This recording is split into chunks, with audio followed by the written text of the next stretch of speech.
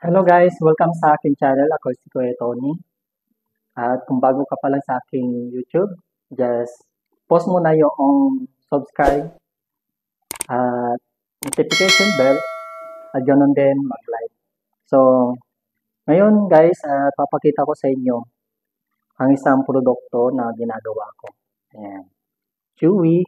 At kung gusto nyo matutunan ito, ayan. So, sarap nyo. Sarap. Ayan. Mm. Tuturo ko sa inyo guys, ano yung mga ingredients. Mm. Mm.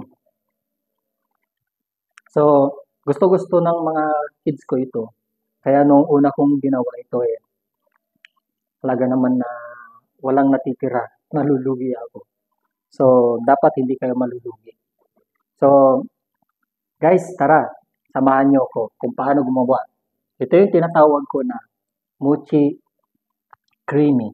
So, napanood ko lang ito at syempre, sa aking version na paggawa, sarili kong diniscover kung paano ipaprocess ng mabilis at kung paano yung magandang process.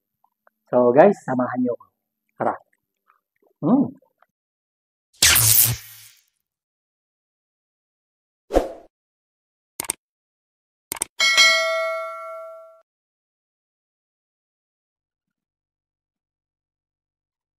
Ayan. So, kung makikita nyo guys, doon sa lamesa ay aking mga ingredients. Papakilala ko sa inyo kung ano yung mga ingredients. So, unahin natin dito sa left. So, meron akong mga lalagyanan. Siyempre, kailangan natin yan para mag-mix. Pangalawa, water. And pangatlo, milk and evap and condense. Yan. Pangatlo, powder. Yan, verse 3. So, guys, kahit na anong milk na powder, pwede nyong gamitin. At syempre, hindi mawawala ang pinaka main, yung glutinous rice flour, malakid powder. Yan. And then, mayroon tayong cornstarch. At yan, kakailanganin natin mamaya yan. Margarine. Yan. So, at syempre, kapag gumagawa tayo guys, kailangan natin ng gloves. Yan. At nandito rin yung mga flavor and coloring, food coloring. Ayan. Syempre. At para makagawa tayo ng iba't ibang mga kulay. And then, ito naman, sugar at saka salt. So, hindi pwede yung rock salt ha. At dito naman, desiccated coconut. Yan mga guys, ang mga kakailanganin ko doon sa pag-process ng mochi. At ito naman, syempre mga tools, ayan ang kakailanganin ko para makagawa. So guys, samahan niyo ako sa pagpa-process. Ngayon naman guys, ilalagay natin ang mga ingredient. Sa tatlo ang gagawin ko para dito yung dalawa. So, sa isang can o sa isang lata ng ibab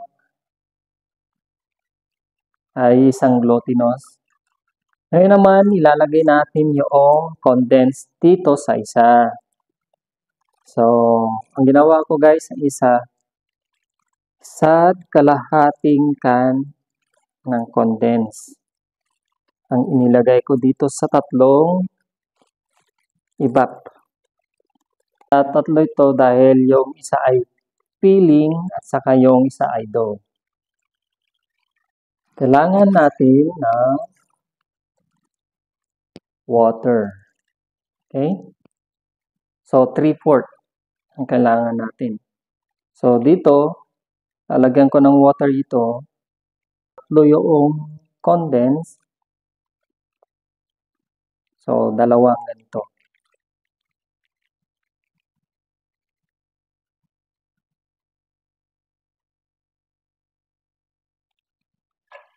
Ayan.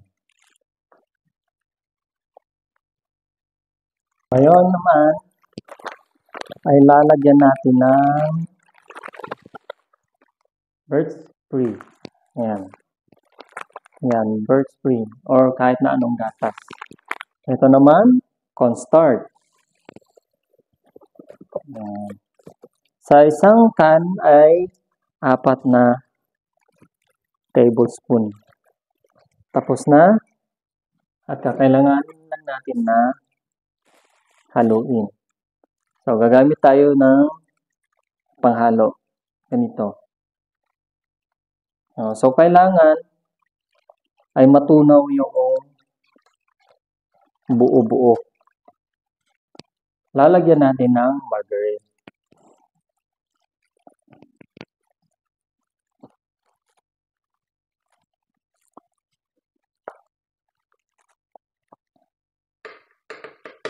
So, paglalagay ng margarine, ay may sukat din yan, pero ako hindi ko na sinusukat.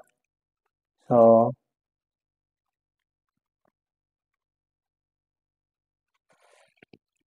guys, ready na. Ready nang lutuin. Ngayon naman, ang gagawin natin ay titimplahin na rin natin. So, kakailanganin natin guys ay water.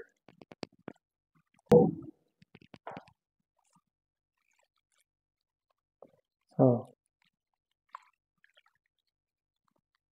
sa isang can ay 1 and 1/2. 1 and 1/2. Isa at kalahati ng cup. So, dahil dito, dalawa ito, 3.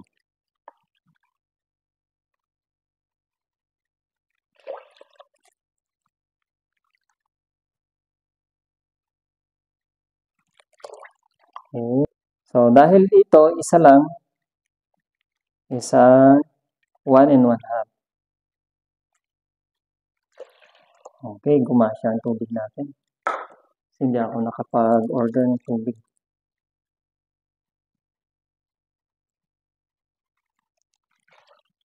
Ayan. So, kung ready na,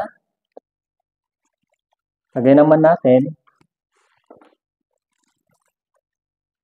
sugar. Dahil dalawa ito, lalagyan natin ito ng 1 and 1/2 cup. So, ngayon naman, ay gagamitin natin yung cornstarch. Sa cornstarch, half. Sa isang can, half lang. Half.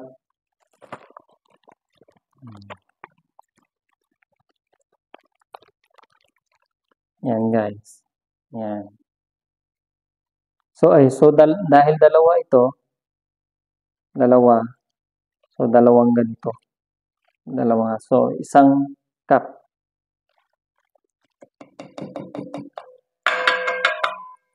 May sugar na, may cornstarch na. Ang kulang, asin. So, itong asin, itong salt yan, hindi sugar.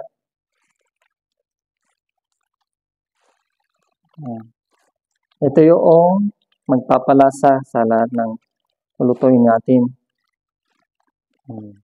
So,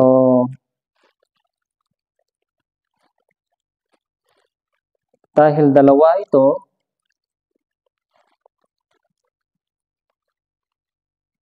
yan, 1 tablespoon. So, ngayon, dito na natin ilalagay ang glutinous. Ayan, ito ang glutinous. So, kailanganin natin ulit ang paghalo. Or sorry ha. Nadulas ako.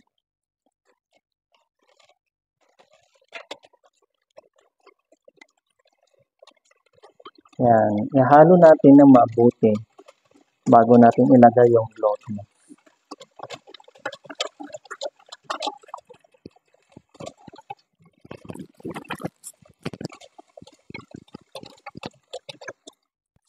dahil sa dalawa dito, dalawang glutinous ang gagawin natin dito sa isang container. So, ganito lang guys ang maggawa, no? Mag-process. So, unti-unti lang, huwag niyong gugulpihin. Kasi kapag ginulpi niyo, bugbog sarado yan. Kaya huwag niyong gugulpihin.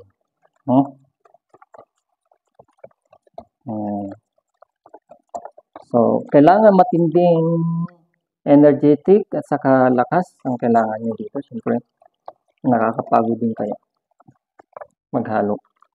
Kaya sabi ko, hindi napakadali na gumawa ng ganito na mga produkto.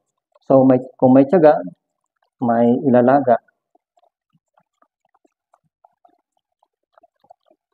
Wala naman akong ilalaga dito na baka. Kaya ito na lang ilalaga. Kaya tsatsagain ko na lang para mayroong ilalaga. Yan. So, dahan-dahan lang. At continuous sa paghalo para hindi magbuo-buo. So, sometimes nagbubuo yan.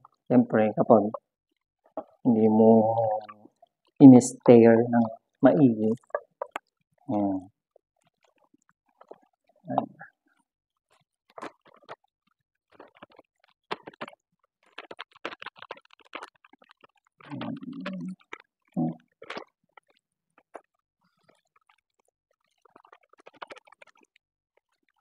Okay.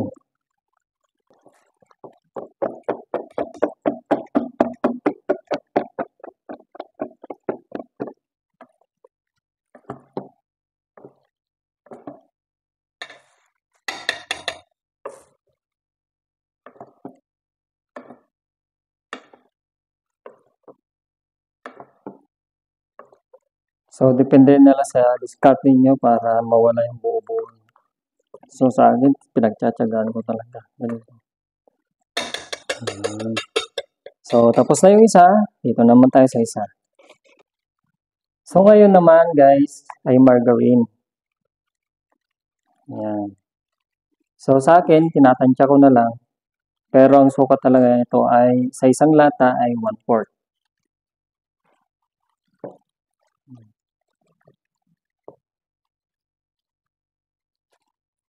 So, ayan guys, is melted na. Ngayon ay susukatin naman natin. So, susukatin naman natin. Ilalagay natin dito. Para sa dalawa is 1/2 cup.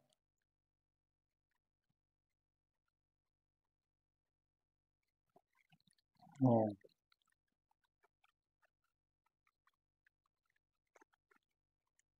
Pagtapos na guys, haluin natin para may mix. Ulit. And then, matanggal pa yung mga ibang buo.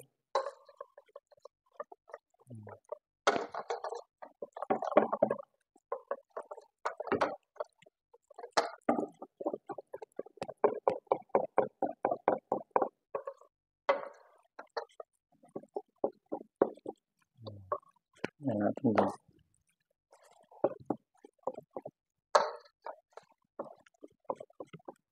Gagamit tayo ngayon ng margarine para i-grease ang paligid nito.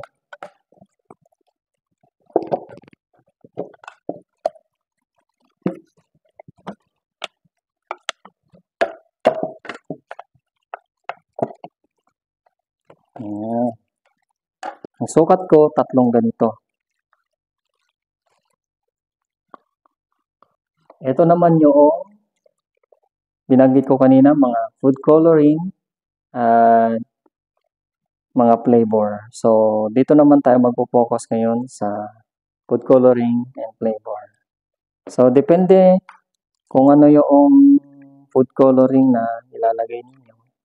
Sa akin, iba't ibang kulay para naman ay assorted. So, Dahil favorite ko ang green, green muna. So, drop lang. Tansyado lang sa food coloring. Yan. Tapos, i-stir natin para mahalo.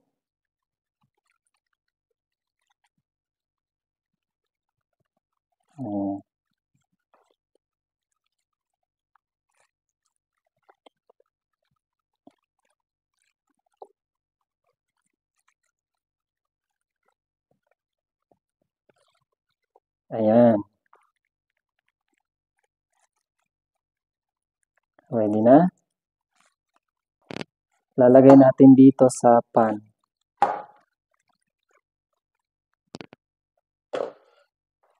Yan, careful lang guys.